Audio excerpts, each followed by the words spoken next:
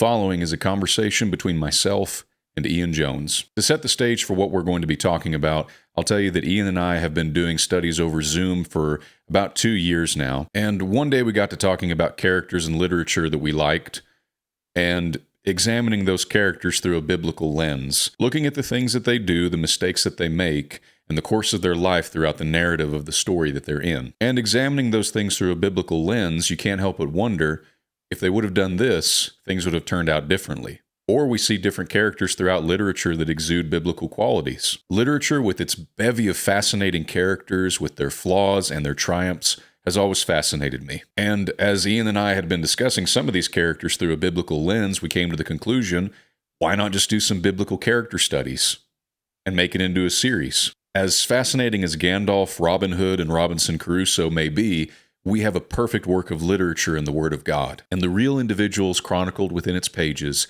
deserve our attention. And what better place to start than with Adam and Eve? Now, I'm of the opinion that you can't really do a character study about Adam without talking about Eve. They go hand in hand, or rib inside, depending on how you want to look at it. So the following would be the first attempt at this character study. So I hope and pray that this conversation can be as much of a blessing to you as it's been a joy to us to have it. One thing that you talked about tonight, I want to actually begin some of it with. It was a point that you made about the laws given by God and the statutes given by Him were not meant. They were there for the benefit of those that they were given for.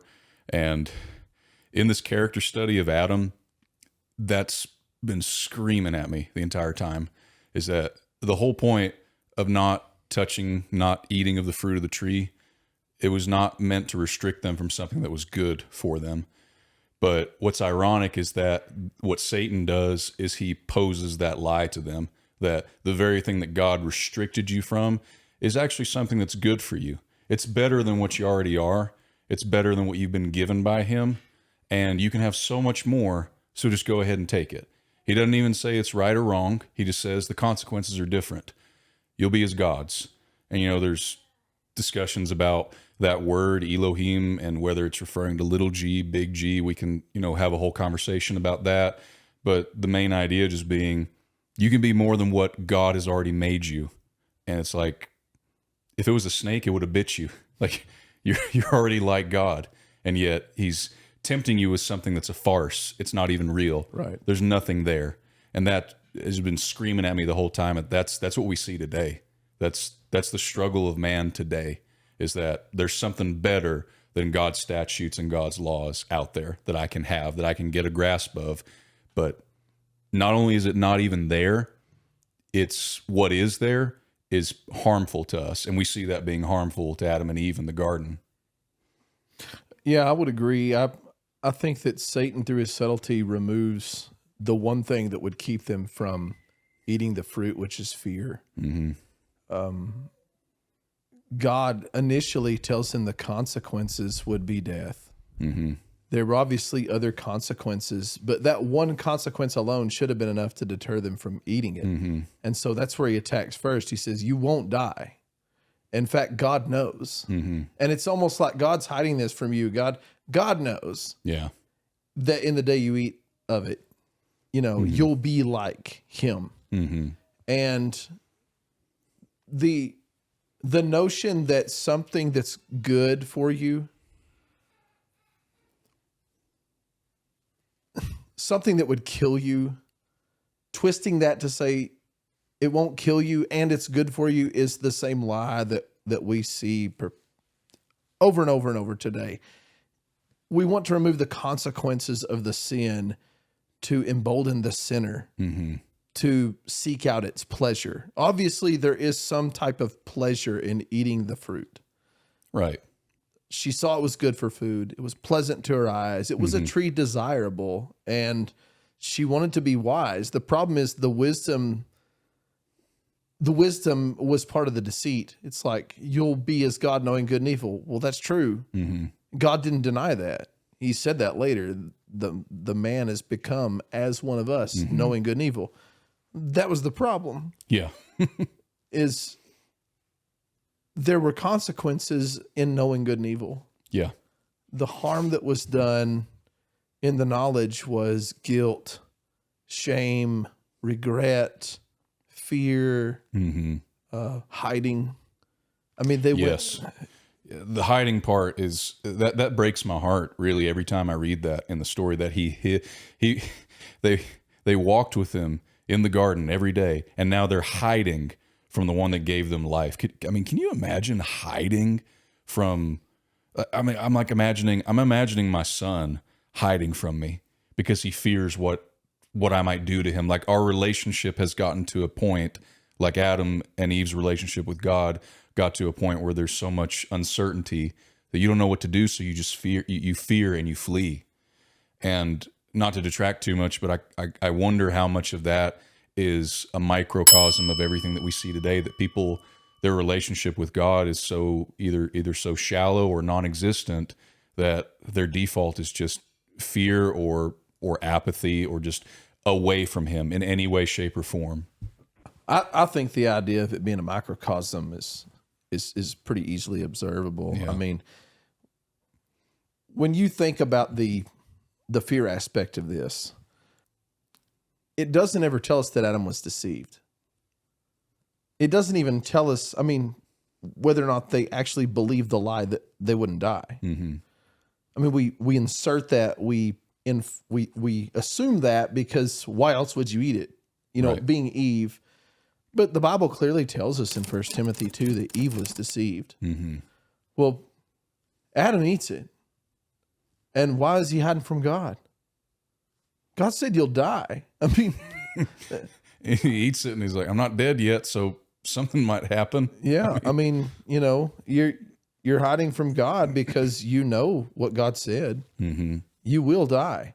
It's very similar to how we do today. I mean, we try to hide from God, not literally like hide behind a tree or a rock or something like that, but we try to avoid being in the presence of God like that's actually, you know, possible.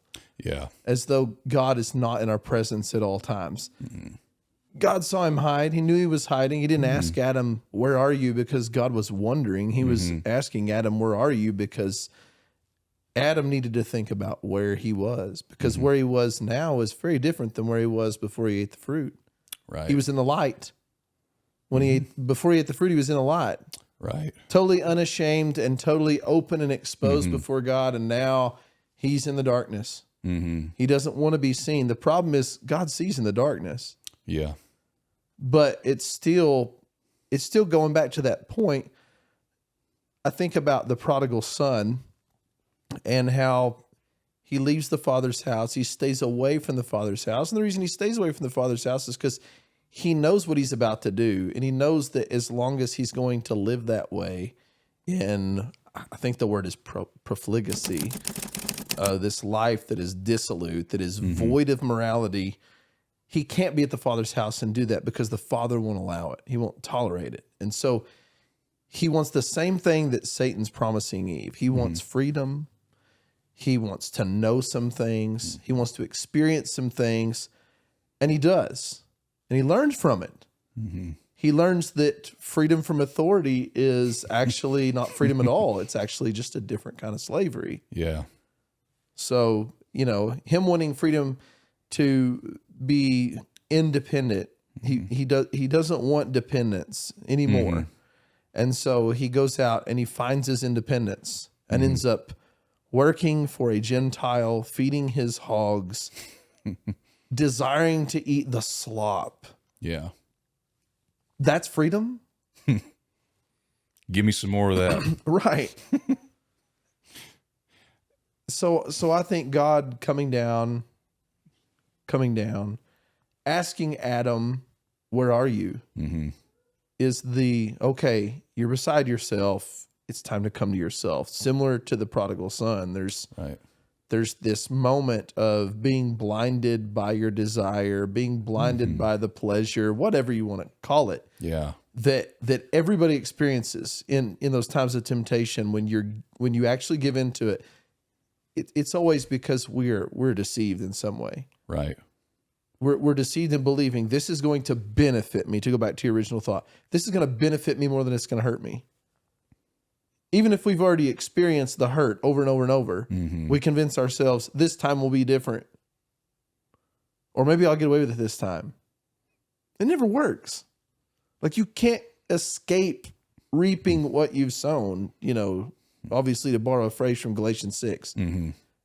And I think that we spend a lot of time trying to think that we can mock God. Right. And which is what he says, don't be deceived, God is not mocked. Well, there's a reason he started that out with don't be deceived. Yeah. Because if we think for 1 second that what God has told us will come to fruition, won't come to fruition this time, we're just foolish and naive. Yeah. We're holding out that 2 + 2 won't equal 4 the next time we add them together. Even though every time we've worked that equation, Yeah.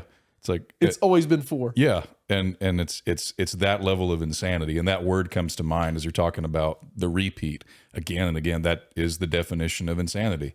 Doing the same thing over and over again, expecting a different result. And, I've heard that as phrase used before, that human beings are the only beings on this planet that do self-destructive behaviors again and again.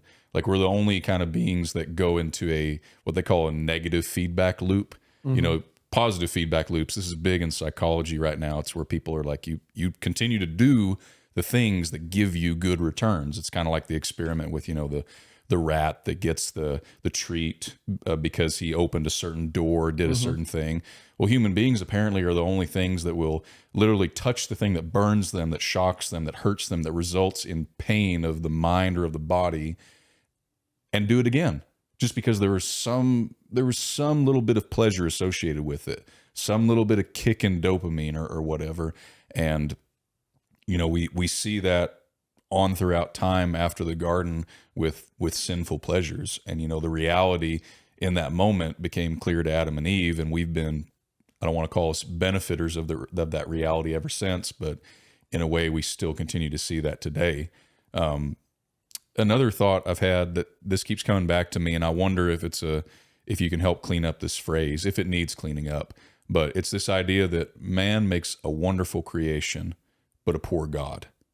And the idea being that man is a created being as something that was meant to worship God and keep his statutes and his commandments and have a relationship with him. That role he can be wonderful at. That was what he was created to be. But when he steps outside of that created order and desires to be his own God and to be the arbiter of his own truth, take that with a grain of salt, but of his own morality and of his own structure of life, he's terrible at. And we see that in Adam. So that phrase, man, wonderful creation, terrible God, want to unpack that for a bit, see if that needs cleaning up, that general idea. I don't know that it needs to cleaning up. I might think of it in a different way, and that is that man makes a good servant, but not a good master. I like that better. And no one likes that concept. No one wants to be a servant, but the truth is, I don't mean that like in a derogatory way, but we all need guidance. We need someone to direct our steps. We need someone to tell us, hey, that's not wise. Hey, that will hurt you. Hey, that will destroy your family. And oftentimes we don't listen to those things. We go and we create a way. There's a way, but we create a way and we say, okay, this is my way and this way is right. And the Bible says that the way of a fool is right in his own eyes, but he who heeds counsel is wise. So kind of coming full circle, we all crave some type of wisdom.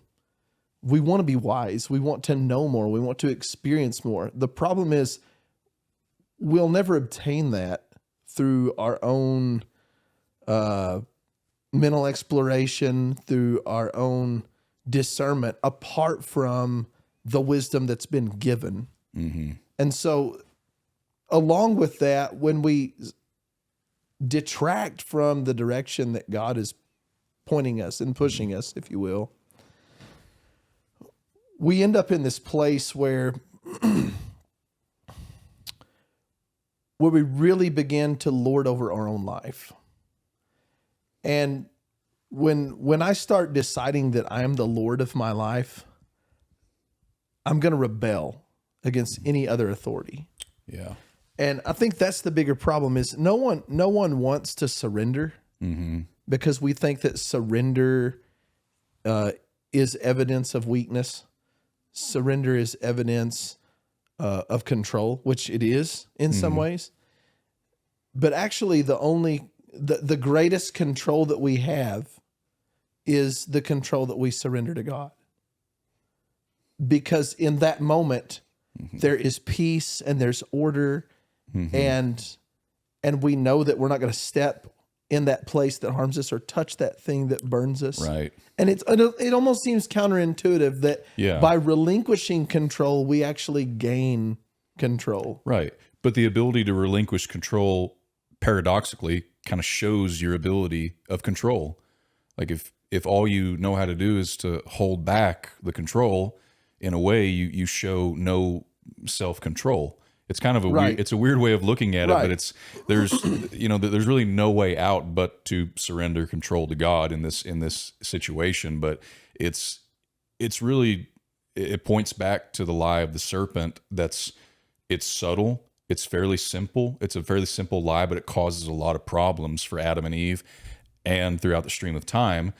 It's just as subtle what we see man to do today with the whole idea of you can be your own master. Right. It's just as subtle, but it causes just as many problems. And, it just takes a little bit of critical thinking to get past it. And, I would like to think that in the garden, it would have just taken a little bit of critical thinking to get past that and to understand that it was deception, that no, God said this, the serpent saying this. We've mentioned this before, though an angel from heaven come and give you any other gospel, let him be accursed. God said this. There's a serpent in the garden saying something different. I know that Adam and Eve didn't hear, let them be accursed, but it's that same concept. But I do want to delve into this idea a little bit as well. And you've talked about this with Martha, and I think that this is a really important thing to think about. It's that these characters that we do these character studies on, that we read about, we can look at the corpus of their life or not even the corpus of their life, but we can look at their life in the few verses that we have. We have 5 on Martha. We have X number of verses on Adam and Eve and think, well, this is the sum of who they are. And that's it. And granted, nothing else was inspired for us to read. We have what we need. I get that. But there's a danger of looking at somebody like Adam and Eve too and thinking, well, they're the antagonist of this story. Right. They're the villain. And so therefore we're going to villainize them. And no, they don't need to be let off the hook. I mean, they clearly did something wrong. But this is a thought I've had about Adam, and that's prior to Genesis 3 and the fall, he's not very much different in concept than a guy like Moses, than a guy like Noah, and a guy like David. Prior to a moment in their life where they fall, for all intents and purposes, there's somebody that I would love to emulate as they emulate Christ, so to speak, with Paul, that kind of concept. I would look at a guy like Adam and say, he's naming the animals when God told him to name the animals. When I look at that, I see a microcosm of God speaking into existence the day and the night, giving the day and the night a name, giving the earth, the land, the seas a name. I see him tending the garden. I see him looking at his wife and saying, this is bone of my bone and flesh of my flesh, seeing a gift that was given to him by God and calling it basically good. And I see all those things and I think, well, this isn't that different from David prior to Bathsheba. This isn't that different than Noah prior to the drunkenness. So, I don't know, Adam kind of gets a bad rap, I want to say, Well, if Adam and Eve are the antagonists to this story, then what human isn't? We are all the villain of the story if we're looking at it that way. Wherefore is by one man's sin entered into the world, and death by sin. And so death is passed upon all men, for all have sinned. Mm-hmm. Like, who can look at Adam and say, yeah, I'm the hero, but he's the villain? It makes no sense. Every single person that's ever walked the earth, save Jesus, has committed sin. Mm-hmm.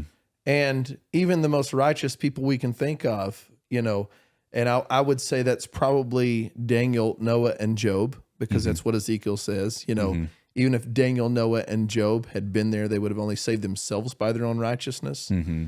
Obviously, they are elevated in the eyes of God's people and inspired by God to elevate them in that way as being extremely righteous. But then you look at Job. Job had moments. And so, and some people have even accused Job of being a self-righteous person because he had moments of self-righteous talk. And I would not say that he was a self-righteous person because he had a self-righteous moment. I'd say he had a self-righteous moment because he had some well-meaning friends that were, I use that loosely, well-meaning friends. Friends like these, huh? But these friends drove him to that point.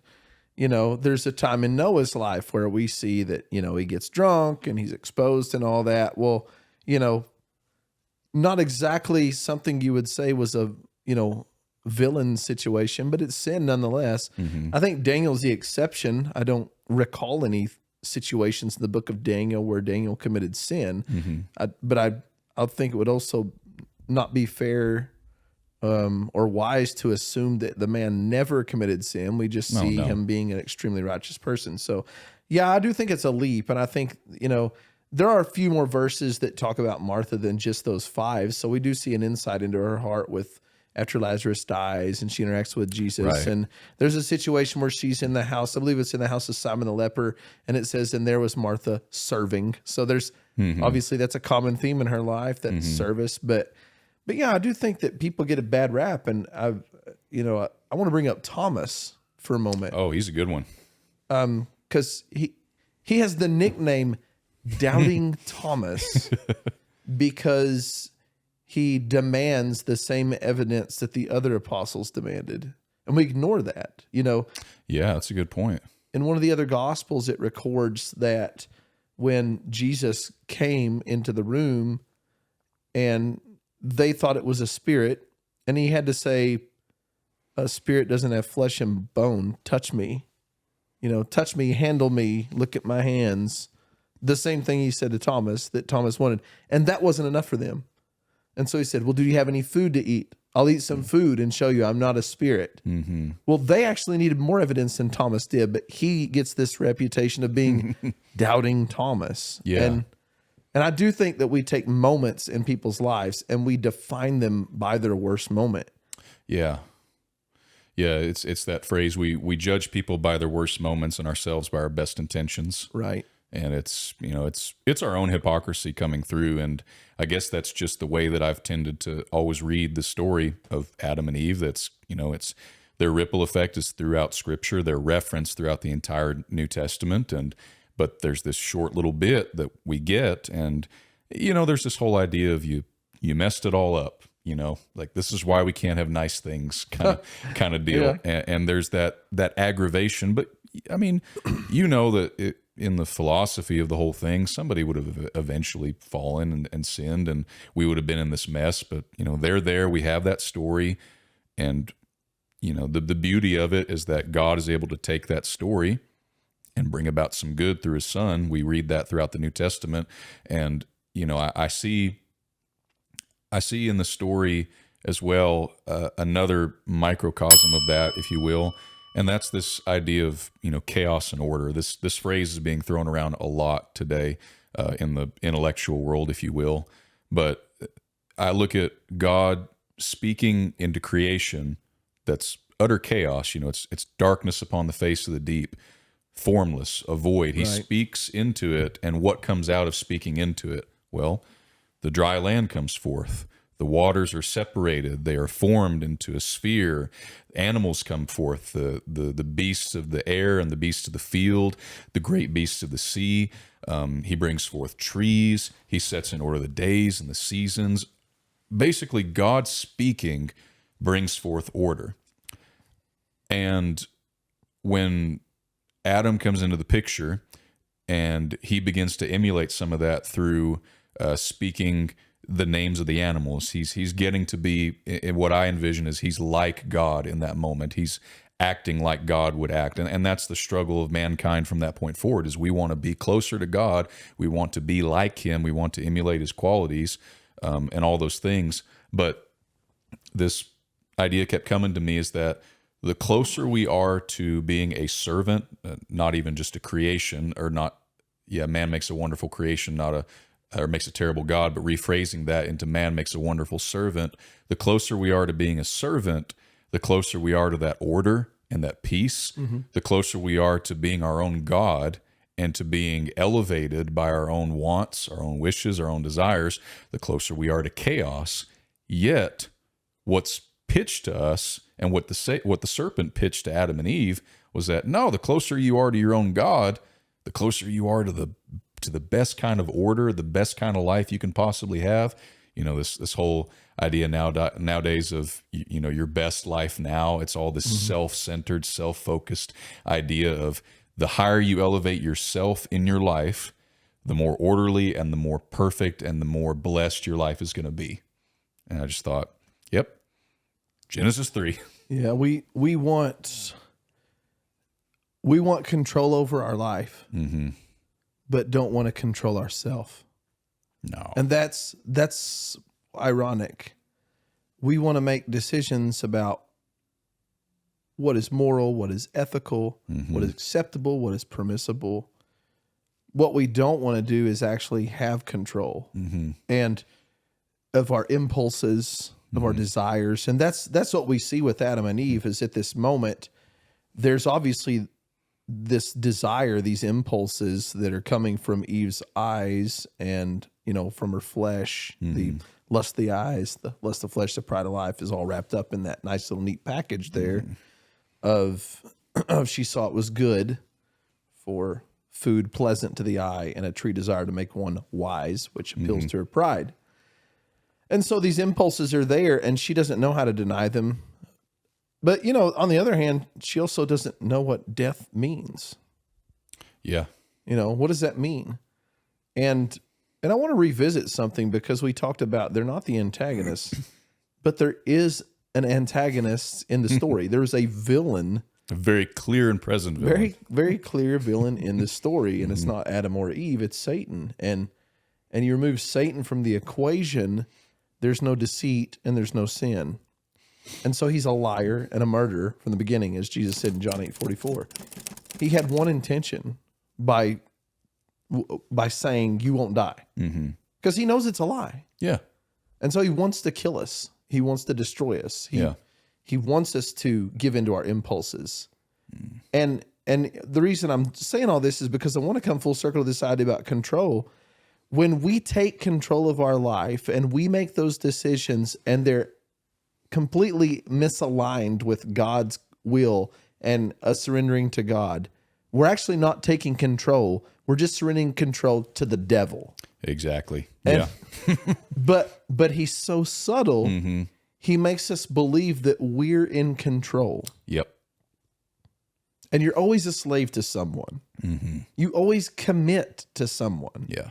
And so that seems to be the greater issue here is Adam and Eve at this moment, they're playing the blame game. Oh, yeah. And she says, the devil made me do it. And Adam says, well, my wife made me do it and you gave her to me. I mean, so everybody's wanting to look towards somebody else. But the truth is, it's all their fault. Oh, yeah. He's the villain, but they're not victims. They're violators. Yes. And so, love that alliteration, by the way. I mean, but that's the truth. Yeah. It's not my fault, God. The devil tricked me. Right. The serpent tricked me. Yeah. Well, it's not my fault, God. The woman gave it to me. Yeah. You're not a victim. Own up. Take responsibility. It was your choice. Right. You're going to bear the consequences, and God's not accepting your excuses. Right. There's a couple of ideas I want to unpack with that. So first off, I think this is just my own personal perception of what he said there. That almost seems like the first example of passive aggression that we ever see. The woman who you gave to me, Right. like that is a very it's really passive aggressive the way I read it. Like I almost I almost have a little picture of tone. I hear something in the tone of his voice as he says that. But going back to this idea of order and chaos too, in that I've never noticed this before up until just a week ago when I was studying these passages, but with how the sin comes about. So it's the serpent that first comes in and is in rebellion against God and tells Eve the lie. Eve takes of the fruit, then gives to her husband with her. So in order, it's serpent, Adam, Eve. And then when God comes in, what does he do? Well, he addresses Adam first, but he doesn't punish Adam first. He punishes the serpent first, then he punishes Eve, who was tempted by the serpent first, and then punishes Adam third. And I just thought that was really neat, that even amidst this chaos of everything falling apart, God doesn't come in and shout into the void of chaos that's this sinful confrontation in the garden in paradise. He calmly and coolly addresses the parties one by one. And that's just a little side note, but I thought that was really neat to see order in the righteousness of God in the face of the chaos of sin. No, I would say that's a very important point to make, and one of the reasons I think that's important is because people look at God as though there are moments where he loses control. They make accusations against God, like, in his wrath, he destroyed certain people. But what we think, we're projecting our wrath onto God, like his wrath is emotional and his wrath is judicial. Yes. And so in these moments like this, where everything's chaos, God is not affected by the chaos. He's not influenced by the chaos. God has always been and will always be a God of order. And never got a chaos. He's always in control. And when you see this chaos arise, it's not easily recognizable. I mean, they wouldn't look at it and say, oh, everything's chaos now. They're just naturally reacting to the sin they've committed. And I think that's another element of this, is when we commit sin and we're hiding from God and we're experiencing fear, and like David describes in Psalms 32, and I think also in Psalms 38, this weight of God's hand that is on him. When you feel that weight, it's fight, flight, or freeze. And you're going to react in some way. And most people would react to that in a more chaotic way. They'll run rampantly toward a substance. They'll seek out, freedom from their guilt in a substance, And I'm only doing that because I'm, knowing that I've done that and how long I spent trying to drink away my problems or smoke away my problems. I did that because I was seeking peace from that guilt, from that, if you want to call it, chaos. It was like my mind never could rest. There was always just a lot of things rolling around. Most people experience that, if not all people. Yeah. When there's sin and guilt in your life, there's a lot of what I would say, what's the word I'm looking for? There's a lot of residual effects too. It's not just death. No. There's a ripple effect. It's out there, but you take like David, and he describes that there's this fear, there's this inward piercing. He's talking about being wounded. His wounds are foul and festering, and there's this whole picture of this man that you see, and you look at all these symptoms, and you go, man, this guy's mentally ill, and he needs to go like get some therapy or something. And the truth is, no, you just need to calm down and see what you've done and acknowledge it before God, and just come clean. Like stop trying to keep it secret, because that was his problem. Right. And that makes me think of a phrase, the devil can't hold you hostage with secrets that everyone knows, or like this whole idea of like, we keep things secret, and like that's the weight of the secret of the devil using that to hold you hostage, of the fear, and the hostage is the guilt. But another thing that I thought of as you were talking about that, it's paradoxical, but running from the guilt that we feel from committing transgressions against God, the world puts forth the solution as the peace that you will find from those transgressions against God is found outside of God. It's found in alcohol. It's found in substance abuse. It's found in riotous living. It's found in believing in yourself, living your best life, whatever. But the paradox is that the peace that can be found from rebelling against God is found back in God. It's it's like we look at trying to, we have a way of looking at conflict. When we're in conflict, sometimes the most peace that we think we can find is by getting away from the conflict. And so we look at the conflict that we have with God, Adam and Eve in the garden, the conflict, it's to run away is where we find peace. It's not in clinging to him. I almost think of a child, like when my son, when he gets in trouble, it's crazy to see this, but this is just so instinctual in him. He gets in trouble, he freezes, he gets, he's sad. I can tell he doesn't like it. I scold him, I get onto him. But at the end of it, he always embraces me. Right. He always he wants to hug me, he wants to hold me. And he wants to make sure that everything's still okay. Yes. And because they feel that conflict. Yeah. They feel there's a moment of disappointment here. But I want to make sure that we're good. Yes. Right. And I love, having kids teaches you so much about your own shortcomings between you and your Father. And when I say your Father, I mean our Father in heaven. I mean, it teaches you so much about how you react to him, how you react to conflict with him, so to speak, with sin, and how you can learn so much about the right way to react to God from the way that your own children react to you. Talking about microcosm, we've used that word probably 5-6 times now in the span of 30 minutes, but we see it so many times. I want to move on to one other point, but did you have anything you wanted to add to that? Well, I was thinking about your statement about running, and I think there's another thing that's pretty common, and that is just to pretend that the chaos doesn't exist.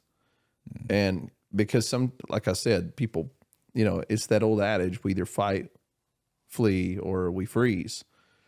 And usually this freeze it's generated from ignoring the fact that there's actually a problem. It's like that meme of the dog sitting in the chair and the house is burning down. He says, "This is fine." Yeah. And I think about Dave Ramsey one time said something about a baby in a diaper, and he said, a baby will protest you changing its poopy diaper, and he says they know that it's stinks and it's going to give them a rash, but it's warm and it's theirs. so they want to keep it, and I think that's such a powerful analogy to illustrate the foolishness of us trying to hold on to our destructive behavior. Yeah. Like, it's mine. It's burning down around us, and it's like, ooh, isn't it warm in here? But it's mine. It's I love that. Oh, man. Yeah, it's a great analogy. Yes. Oh, man. Please use that in a sermon one day if you haven't already. Oh, well. Don't make it a habit of saying poopy diaper.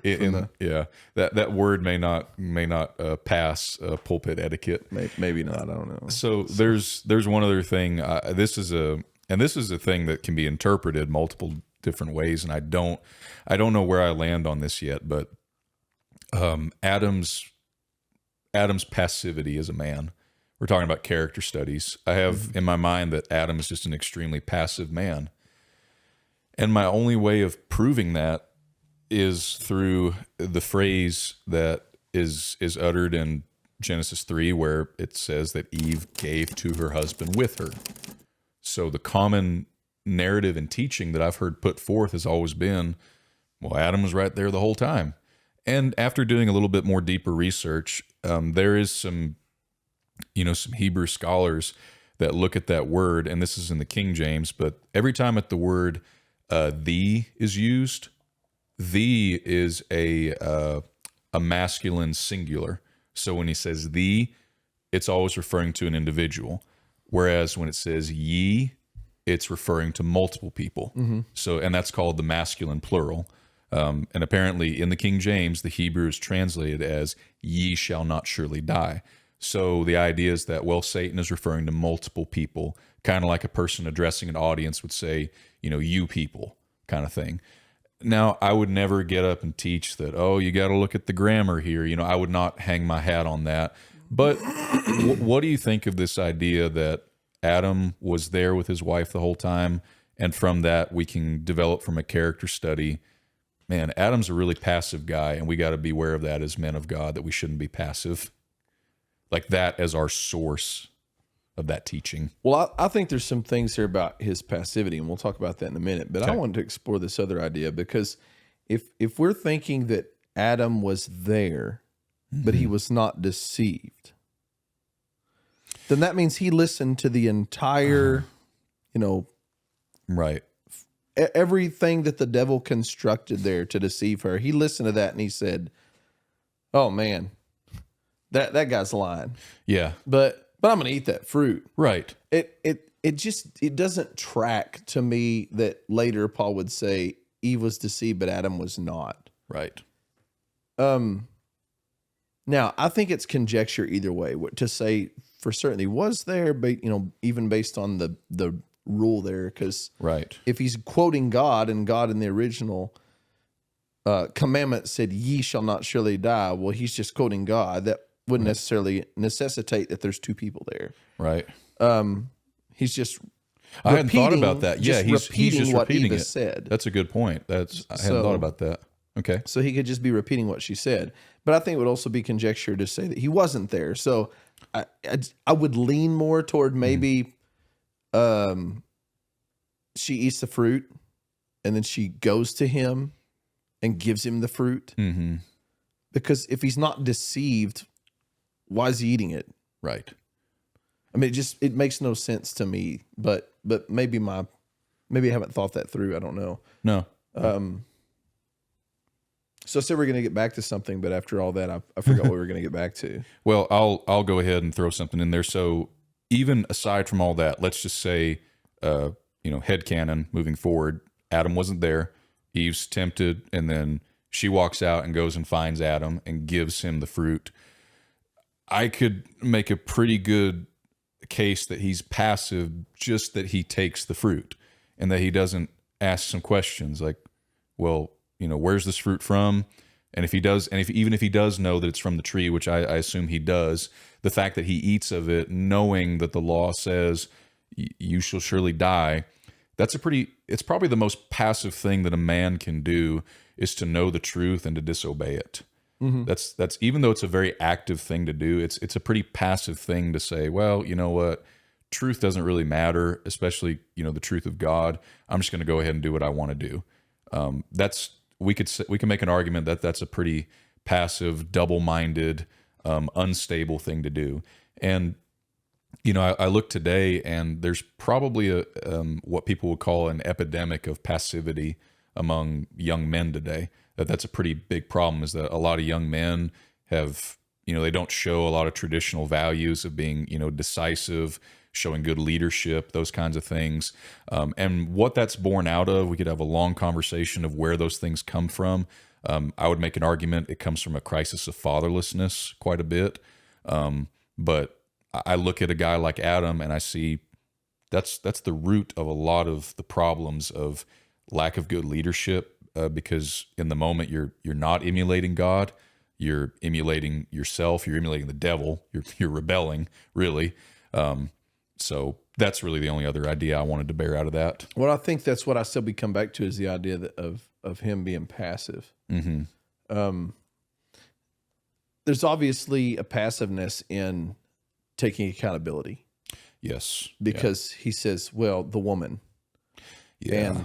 And I think, again, it goes back to that victim mentality. Like I'm going to blame her because she gave it to me. Yeah. But she didn't shove it down your throat. No. You ate it. Yeah. You chose to eat it. And if you weren't accountable, then God's not going to punish you.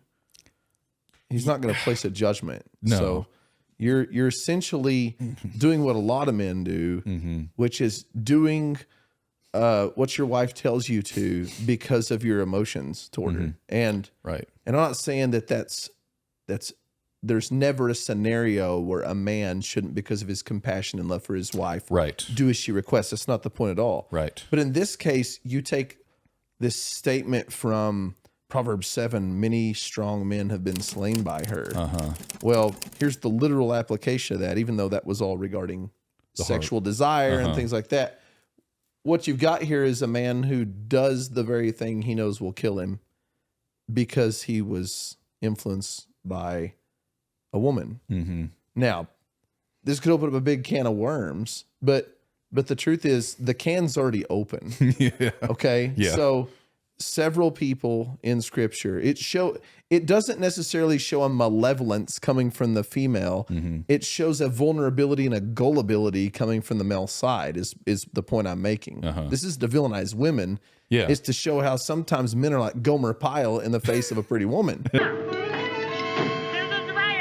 Right. And so you've got all these different situations with not only Adam, but also with Samson in the book of Judges, where, two women caused him a tremendous amount of trouble and drama, and eventually his death.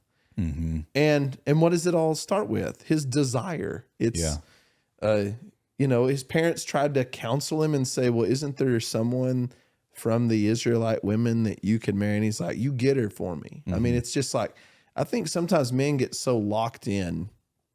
We're such idiots, especially when it comes to the opposite sex. We'll see someone that's beautiful and attractive and charming, and she's like, hey, let's go do this. We're like, okay. Yeah. But even the stronger, Samson, physically strong man. David is a man after God's own heart. He's swayed the same way by his desire. Solomon is the same. I mean, it's just over and over we see men who are, Ahab being the king of Israel, and over Jezebel gaslights him by saying, hey, you're the king of Israel, you rule Israel. And yet she's going, but I'm really ruling Israel. Yeah.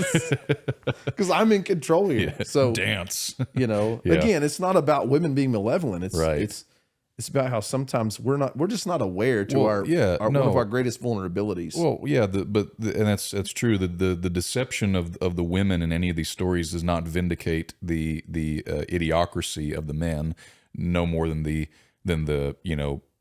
tyranny of a man might vindicate a woman, for any of her sins that she might commit.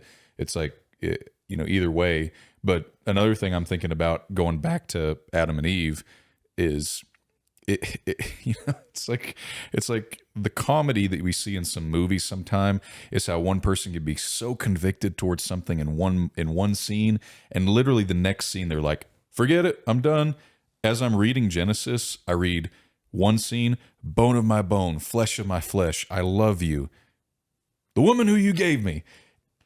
It's the way I look at that is, it's almost like he's taking her and he puts her right in the firing line. Like, no, you take the punishment, not me. I mean, I think it's definitely egocentric. I mean, obviously he's not even considering what that might mean for her. Let's say God buys that. Yeah. And agrees with him, concurs with him, and said, oh, you're right, it is her fault. Yeah. Well, what have you just done? Like, yeah. And that you've done this. I think you look at the way people react in situations similar to their situation, and oftentimes people betray people they love because of guilt. I mean, it does happen. It happens over and over. I mean, you'll see, especially in friend circles, like where there's drugs or alcohol involved. That's why they like to separate people to interrogate them, because somebody's going to turn on somebody, right? If you apply enough pressure, because most people are self-preservationists. I mean, we want to save ourselves from the consequences of our actions, right? So maybe we could say he's impulsive, but it was definitely not thought through. Yeah. Part of the reason why I don't want to just villainize Adam or Eve is we're also examining them through the lens of what we know. And what we know is greater than what they knew, as far as being able to see who God is, what sin is, the dangers of temptation, the devices of Satan. We have all that knowledge. We're talking about people who've never interacted with Satan, don't have God's written word to grant them wisdom. And so there's just what we don't know about them doesn't really affirm what we think we might know about them. Right. I did have a thought though. We were talking earlier about, was Adam there? This might help us to determine that. It says in Genesis 3, and the serpent said unto the woman. Specifically said it to the woman. Right. So it doesn't say he said to them. And so I think that's pretty strong. Yeah. That I he's could talking, see that. he's talking to her. And maybe, I don't know, maybe Satan was watching and observing and thought maybe she would be more easily deceived than Adam, and he waited for her to be alone. I don't know. I mean, but I do think that is pretty strong. He said it to her. Yeah. And it's, there's another thing to that too, is that it's hard for me to look at someone as intelligent as Satan. And I believe Satan is extremely intelligent. He understands no doubt human beings better than any psychologist could ever hope to learn. If I'm Satan and I'm looking at my prey, and I'm looking at Adam and Eve, I'm probably thinking I'm going to wait for one of them to get separated from the herd, so to speak, before I pounce and attack. Especially if I'm operating under the understanding that Adam, is the spiritual leader. I mean, we can. There's even some more conjecture, if you want to use that word, in that situation of whether or not Adam at the time was a spiritual leader in the way that we look at spiritual leaders in the family today, but still there's strength in numbers, that whole thing. So yeah, I could definitely see that there too. It's just that word gave to her husband with her. We pull so much out of that as he was right there. And it comes back to this idea. It's so easy to villainize him when you take the stance that he's the villain in the story. It's so easy to read that and say, man, he was right there. He should have jumped in. He was being passive. He should have. And we've used those passages to teach against passivity in marriage and in general, in leadership. And I think there's other passages that can teach on that same thing. But ultimately, the lesson I learned from Adam in a character study is strive to be a servant and not to be your own God. Strive to lead with godliness and not with selfishness. Strive to take responsibility when you're caught in a wrong, and strive to be closer to God when you've wronged him, not run away from him. Those are the core lessons I take away from the story. Anything else you can think of? Well, you're a slave, and you're never going to escape that. Yeah. You're either a slave to your own desires and impulses, and in that way you are a slave of the devil, or you're a slave to God, and you use your members as instruments of righteousness, to borrow a phrase from Romans 6. And you're never going to escape that. So people that try to take control of their life, that's just a delusion. It's not really something that you'll ever be able to obtain, like full freedom with no slavery. You're going to serve something or someone. Yeah. And the biggest problem that I see with this trying to take control is when, as you said, you decide to be a slave for God. That's when you become free. When you decide to be a slave for God, the shame and the guilt disappear. And so I want to go back to Adam for a moment. Why is it that he is behind whatever it is he's hiding? He's hiding from God, obviously. Why is he hiding? Is it just fear? Because it seems that before that they were naked and they weren't ashamed. And he said, I was naked and I hid because I was afraid. I was naked. Well, who told you were naked? Well, now they are ashamed. They weren't ashamed before. And it's the shame that caused the fear. It's the shame that causes the hiding. You used a quote earlier from this idea that when we, and I would butcher the quote because I don't remember the quote, but the idea was when we keep no secrets, then no one can hold us hostage. Yeah. And so in this instance, he's trying to hide that and keep it secret because he literally is trying to escape humiliation. And humiliation is a big motivator for people to keep their sin secret. And here, to me, this is the insanity, is we're delaying freedom to hold on to the illusion of dignity. Wow. I like that. it's like as long as no one finds out what I've done, I can keep my dignity. You have no dignity because of what you've done, because you know. And so it's the illusion of dignity. Right. And so what we'll do is we'll remain spiritually sick for weeks, months, and years. We'll remain spiritually sick to retain our dignity instead of just going, you know what? I'd rather be humiliated when I confess this and expose it and be healed from the sickness. Right. So we keep the sickness and the illusion of dignity rather than releasing the dignity and being healed. Yeah. That is poetic. I love that.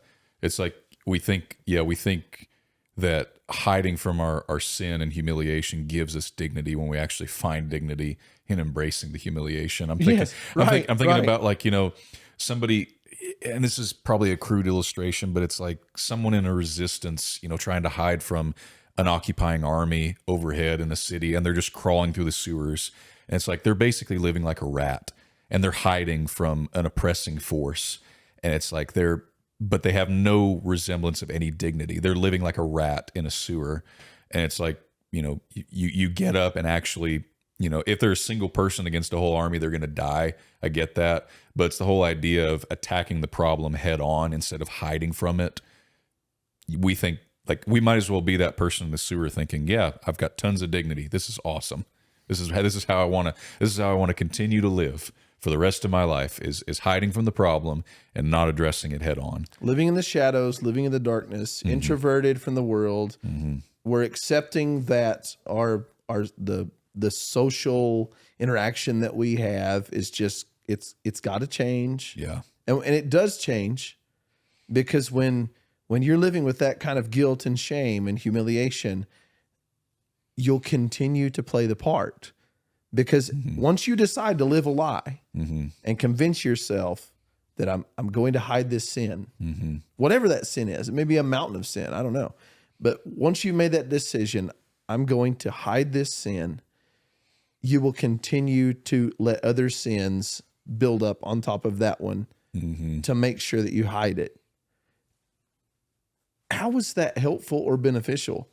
And so Adam's instinct is just a very small representation of humanity. I mean, that's his first instinct. Yeah. First, let's make fig leaf aprons and let's hide. Yeah. We'll cover it up and then we'll hide ourselves. And we know why men love darkness. Jesus said it. Men love darkness because their deeds are evil. And they don't want to come to the light lest their deeds are exposed. Right. Once you come into the light and you're exposed, again, no one can use it against you. And it's in those moments that people go, they may be shocked by it at the moment, but then once you reveal your intentions that look, I'm admitting that this is wrong, it was depraved, whatever. I'm repenting of that. I want to do better. I'm going to deny myself and I'm going to surrender myself to God. There's this fear that people have that if you ever do that, people are just going to shun you. Yes. I've never seen that. Okay. Now, I say never seen that. There may be like really terrible circumstances where someone comes out and says, hey, I've murdered 20 children. Like, you're not going to get a positive response of welcoming and No. come back. I mean, there may be something like that, but that's usually not that's not what we're talking about. No. I've seen this probably mostly in porn addicts. And it is crazy to me, the percentage of men who struggle with pornography and keep that hidden. And there's so many things that does to a person psychologically, emotionally, spiritually, even physically, if we wanted to go there. There's so many residual effects of viewing pornography. And it's that pleasant to the eyes and desire, and it's over and over and over, and they just hit it. And your brain's being stimulated and stimulated and stimulated and stimulated, but it causes social isolation, deceit. You can't live life that way. No, it skews your perception of relationships, of intimacy. It causes you to become cynical of what real intimacy is. I mean, oh, absolutely. It's got a never-ending well of problems that'll spring up out of it. And you mentioned this about Satan and the accusations and the guilt that we feel when we're held hostage by that. I'm thinking about Satan as the accuser. Our accuser holds us hostage when we're at his feet, and when we're near him. And I'm thinking about the woman caught in adultery. When she's at Christ's feet, what does he say? Woman, where are thine accusers? And I'm thinking, the closer we draw to Christ, the farther away we get from our accuser, so to speak, in this situation. But the irony is that we run away from him, and we're not trying to run towards our accuser. We don't think, oh, there's Satan. Like, he looks like a cute, cuddly guy. Let's get close to him. But that's in effect what we're doing when we're running away from Christ and we're running away from the true solution to the guilt, is we're basically falling at the feet of Satan unknowingly. And we're right there at the accuser's feet instead of at the person's feet who we should be, that would say, no one can accuse you when you're in me, basically. But yeah, and sometimes Satan doesn't have to do anything. No. I mean, we help him do his work. I mean, he's pretty good at setting up passive income when it comes to sin. Yeah, I mean, we'll do something very sinful, and then it starts to breed shame and humiliation in our heart and in our life, and when we start hiding those things and not dealing with them in the right way, it's going to lead toward what you described of being held hostage, of drawing away from God.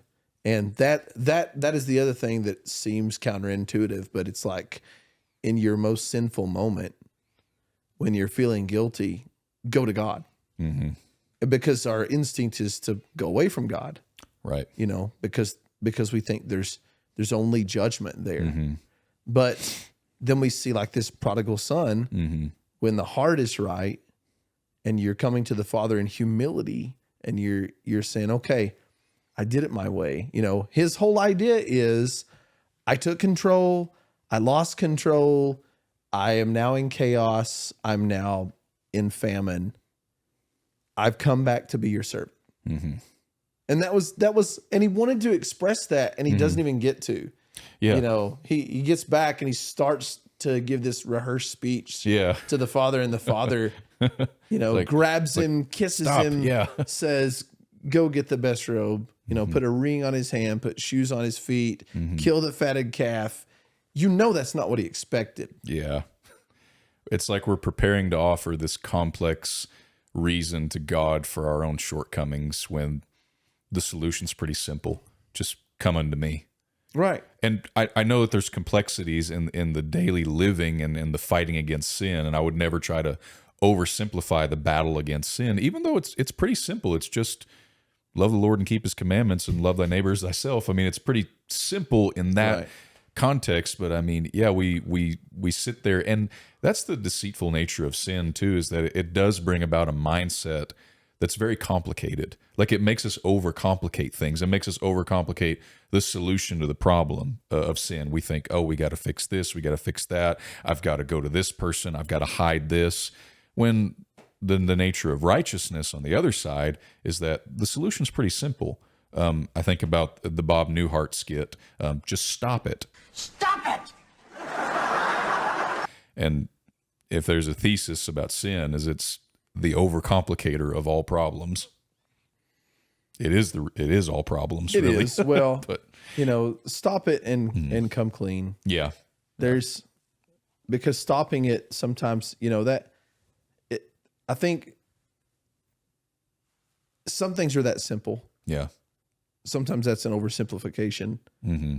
And, when Jesus talked about the man that had the evil spirit, and the evil spirit is cast out, and then he goes searching through desert places, trying to find rest and finds none, comes back to the house and finds it swept and decorated, garnished, and then takes 7 more evil spirits that are more wicked than himself, and the state of that man's worse than it was at the beginning. Mm-hmm.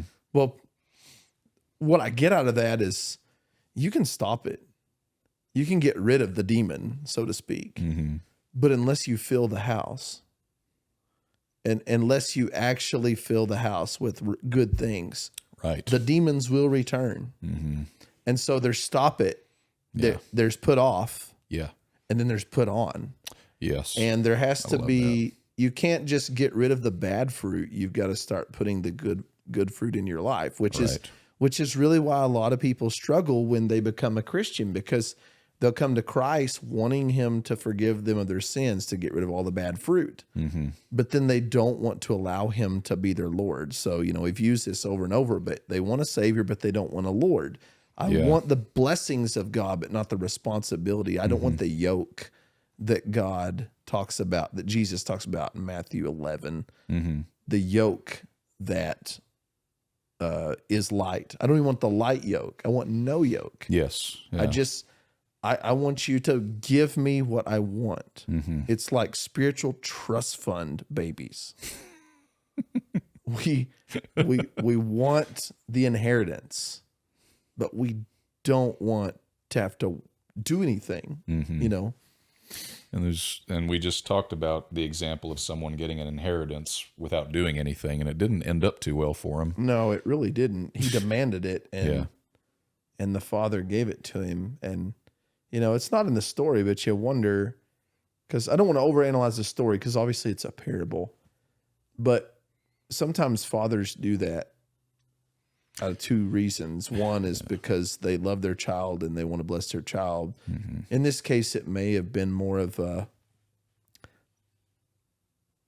I'm going to give him these things because he's got to learn. Yeah. He's going to get it anyway. He's going to go do what he wants to do. And I might as well have some control over the situation. I don't know. But yeah, I can see that with a father. Just damage control almost.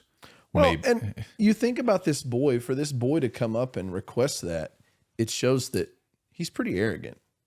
Oh yeah. And so he's actually better off after he goes out and loses everything, because now he's been humbled. So those hard times that he went through, and I'm not trying to suggest that going out and committing sin is good for us. Right. I'm just talking about the hardships. Yeah. And unfortunately, that's usually when we grow and learn. We want to grow and learn when times are good, but we actually grow by bearing the cross. And when we actually bear the cross, it's heavy and it's uncomfortable. Mm-hmm. That's when we learn. It's not by putting the cross on wheels and dragging it around. Right. It's like, oh yeah, I'll bear the cross, but I'm going to do it in a convenient way with the use of technology or something. Right. There's no easy button. Yeah. It's funny you mentioned that about the father, and I've heard some people criticize the father in this story and say, why would you give the inheritance to your son? Like, don't give it to him. Like, cut him off. Like, that was silly to give it to him. But then, you think about the father's looking at his son in that moment. He's seeing an arrogant young man, And he's thinking, well, what do I do as his father? Do I deny him the inheritance and he continues in arrogance in some other way?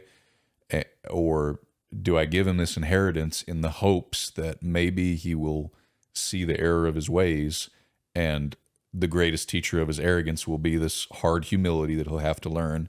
And if that was his thought process, then I could see that as a very, if I could use the word genius, that's a very genius way of handling the situation. Yeah. That's a very in-depth way of understanding the problem instead of just a shallow, no, I'm cutting you off kind of thing. There's a lot more to, the human nature in that story. And I think that's what we've noticed too in the story of Adam, is that there's a lot more going on than just, not doing what God said to do. There's a whole, tapestry of, human nature going on here that we can learn from today. And I've already said the things that I've learned from the story. I know we got off track when I asked you, but was there anything else you wanted to add as far as big takeaways from the story? Yeah, but first I want to deal with this prodigal son situation for a moment. I want to repeat again, it may be what we're talking about may be an over-analysis of the details of the story, because I think in the simple application, what we can learn from this father giving the blessings to his son is that God blesses every person with life and time and blessings and opportunity. Mm-hmm. Every person God blesses, and we're all his creation. We are his offspring. Mm. And I think it also, it shows that some people choose to stay at the house and some people don't. They choose to leave the house of God. Now, we could talk about the elder brother, and it's not really part of our purposes. And the guy that stayed at the house wasn't exactly, his heart wasn't right either. He was arrogant and self-righteous and didn't love mercy. And there's a lot of things about that guy we could talk about, but I just don't want to overanalyze the story and miss the point that first off, I would never criticize what the father did there, because it's very evident to me that the father in that story represents God. Yes. So I want to be careful. Are you really going to say that God made a foolish decision by blessing sinners? Yeah. Because he's been causing it to rain on the just and the unjust since the beginning of time. Yeah. Okay, so back to Adam. Yeah.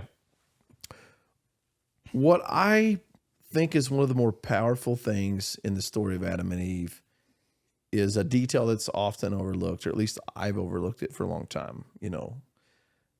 Why did God call it the tree of the knowledge of good and evil? It's like, we call trees like peach tree, pecan tree, oak tree, whatever. Why call it the tree of the knowledge of good and evil? Is there something like inherent in the fruit that like has this, I don't know what to say, magical, power to give somebody knowledge? What I see is that by them violating this principle of don't eat that tree, that's what brought about the knowledge of good and evil. Their conscience, for the first time, is activated, for lack of a better term. They now know not what's right and wrong, but know good and evil. They've experienced evil. They now understand the consequences of sin, the fear, all the things we've been talking about. And it goes to show you that the conscience is a powerful thing once it is met with the violation of God's law. Mm-hmm. And one reason why I think this is a big deal is because Adam and Eve, their story is often used to affirm the idea that we inherit a total depravity from Adam. However, what you see in children is they have a carnal nature, but they don't have the cognizance that Adam and Eve had. No. And so, like, when a child learns to talk and they start lying, they don't have the mental capacity to know good and evil, to understand good and evil. And Paul explains that in Romans 7:9. He says, I was alive without the law, but when the commandment came, sin revived and I died. Well, I see in that passage where sin at one time wasn't alive. And obviously that's an analogy, but the analogy is that sin is like dormant. It is like it's there, but it doesn't have any vitality to it. It doesn't have Right. any activity to it. It's dormant. Yeah. And at the moment where he understands right and wrong, that gave sin the vitality that it needed to rise up and kill him. Mm-hmm. And that's the death. Right. He says, I was alive, I sinned, I knew sin, sin rose up, and I died. Mm-hmm. And so Satan says to them, you won't surely die. And then some people look at it and go, well, God did kind of lie, because he told him in the day that you eat it, you will die. Mm-hmm. And they go, well, they didn't die. Adam lived to be 900. No, he died Yeah. that day Mm-hmm. in a spiritual sense, just like Paul's describing. Right. That knowledge of sin met with his violation of God's law, Mm-hmm. killed him that day, because his entire relationship went from, I'm walking with God, I'm comfortable around God, I'm experiencing the paradise that God's created for me, the fullness of the blessings of God, to now I'm leaving, being driven out of the paradise that God created for me. And now I'm out in the realm of chaos and fear and separation. And now I lose those blessings. Mm-hmm. And so it's bigger than just physical death. Oh, yeah. There's something much greater. And Mm-hmm. going back to Romans 5:12, it doesn't say that we all die because Adam sinned. Right. It says we all die because we sin in the similitude of Adam. Right. We all sin. And so he obviously brought physical death into the world by sin. But spiritual death doesn't occur in our life until we reach a state of cognizance where we understand right and wrong, and then sin is given that vitality to kill us. And that's why he says the strength of sin is the law. Mm-hmm. Well, sin is not imputed where there is no law. Mm-hmm. And that's true also of the conscience. When there's not an understanding of law, Yeah. you know, children may lie, covet, exercise wrath or malice in their life even, but God doesn't impute their sin to them, because the strength of sin is the law, and the law is not existent within that child. He's innocent. He doesn't know. He doesn't understand. And so God doesn't hold them accountable, just like we wouldn't hold a child accountable for the same mistakes we would an adult. You know, Right. I've told my son that before. Mm-hmm. He's like, you know, Olivia would do, that's my youngest. When she'd do something wrong, sometimes he would protest and be like, if I would have done that, you'd have thrashed me. I'm like, well, you knew better, Yeah. you know? Mm-hmm. And you know, it's not that he's smarter than she was. She's probably as smart as he is, but he was more mature. Mm-hmm. And so we all do that. We gauge our expectations of someone's behavior based on their maturity. And why would we think that God wouldn't do that? He did the same in Israel when they said, we're not going into the land of Canaan because we're afraid. Here Caleb and Joshua are going, we can go, we can take them. And God says, well, everybody that's 20 years and older, you're not going into the land of Canaan. You're going to wander out in the wilderness and die in the wilderness. You don't get to experience the promised land. But those that were 20 years and younger, they weren't treated the same way. Now, I don't think that 20 years is the age of accountability. Yeah. 20 years is talked about because you had to be 20 to be part of the army, to be part of the military. And so it shows that they had a lack of responsibility. Those 20-year-olds were not responsible in saying, let's go get them. They couldn't have went if they wanted to. But still, it shows that there's a certain age where we're accountable. And I think that's different for different people. You know, I've seen an 11-year-old child who is broken over their sin, and it's amazing and inspiring, but it's also heartbreaking. Right. Because they're leaving behind that ignorance, and it's that ignorance and that innocence. Yeah. And the death of innocence is a tragic thing. And it's funny you're talking about this, because I'm thinking about that death of innocence, and that's something that, going back to my son, I'm looking at him every other day, not every day. I'm not dreading every day, but there's every other day I'm looking at him thinking, there's going to come a day where this cuteness and this innocence is going to be gone, and it's for lack of a better term, it is going to suck. It's not fun.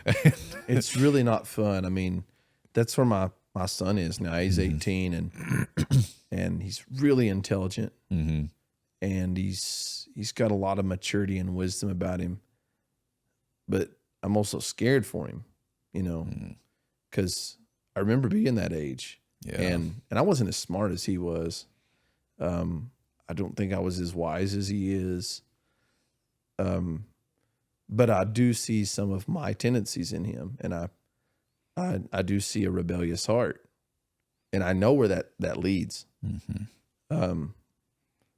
So yeah, it's a frightening thing once they, you use the word, I think, lose their innocence. The time in their life when you go, wow, they get it. Yeah. Which means I need to really start praying. Yes. Because you're seeing them make bad decisions. Yeah. No, I agree. And I think to conclude the whole thing, looking at the story of Adam and Eve, and if we're calling this specifically a character study on Adam, but really the more we look into it, you can't hardly do a character study on Adam if you don't do a character study on Eve as well. But the character study of the first human beings,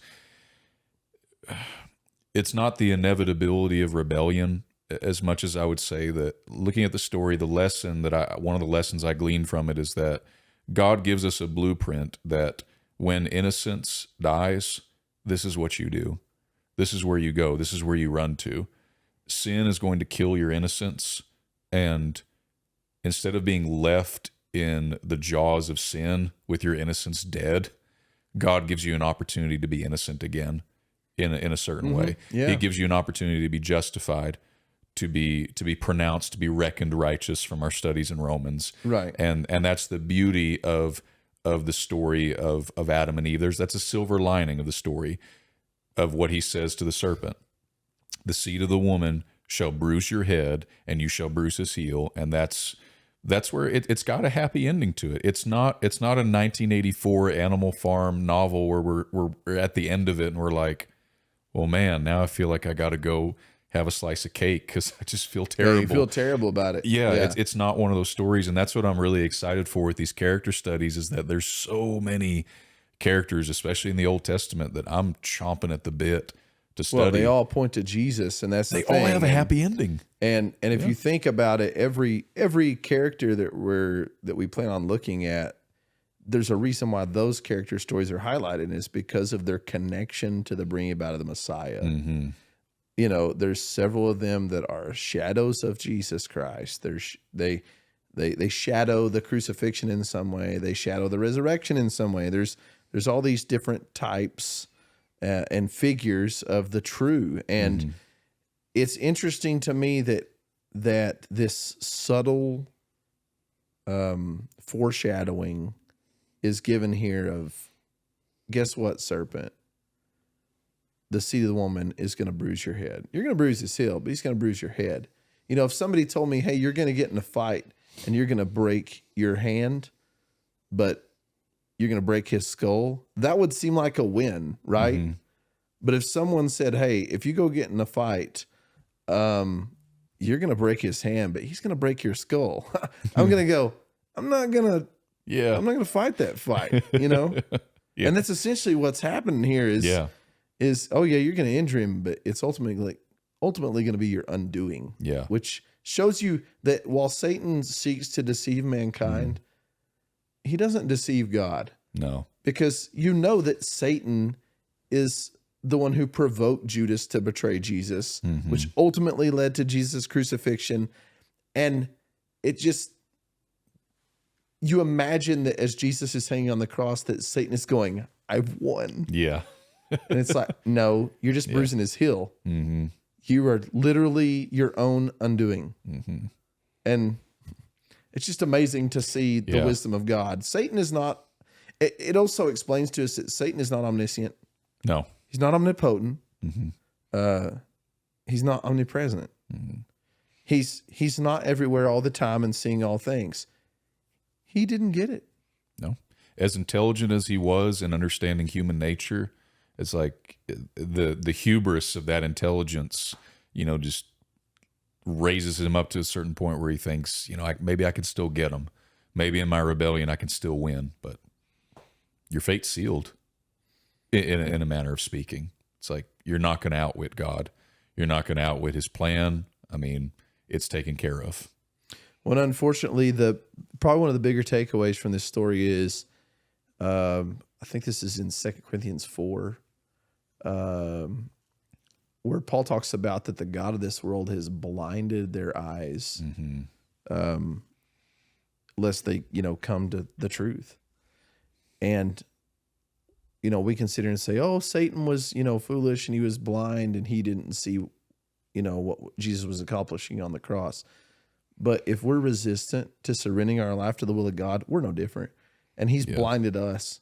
And we have allowed Satan to keep us from understanding the cross of Jesus too. Because if we really truly understand the cross, the power of the cross, the redemption of the cross, the reconciliation of the cross, the life that comes from the cross, every one of us would lay down our life at the feet of Jesus and say, essentially what Paul said, I know who I've believed, and I'm persuaded that he is able to keep what I've committed to him until that day. Mm-hmm. We would all make that same affirmation of, I trust God, here's my life, take control, I'm not my own. Mm-hmm. Amen. I hope and pray that conversation was uplifting and beneficial to you, and that it broadened your understanding of the characters of Adam and Eve that we read about in the story of Genesis. Stay tuned for more videos in the future. We hope to continue this series of biblical character studies on throughout the entire Old Testament, and God willing, eventually the New Testament. If you enjoyed this content, leave a like, comment, and consider subscribing to the channel. We'll see you in the next video.